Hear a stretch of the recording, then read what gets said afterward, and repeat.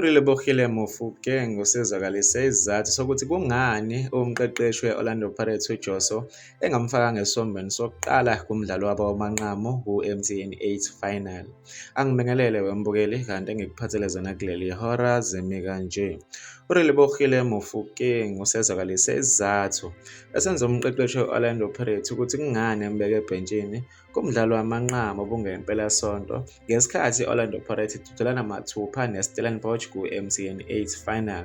Emva komdlalo, uRelebohile Mofokeng ube ne-interview lapho khona acacise khona ukuthi icebo likamqeqeshi lokuthi ambeke ebhentshini bekuwukuthi abuke indlela iStellenbosch edlala ngayo esombeni sokuqala ukuze uma esengena ngaphakathi enkundleni azokwazi ukuthi imaphi amabhathini okumele awathinte. Nangempela uthe wenze ncamashi lokhu akumele akwenze ngoba uthe ngene esombeni sesibili wangena nemfalakaxa yamagoli. Mbukeli, bekuzona-ke lezi ebengikuphathele zona kuleli hora. Bekuvo lakho kwi-comment section. Ngizokubona kwenye ividiyo elandelayo. Sale kahle.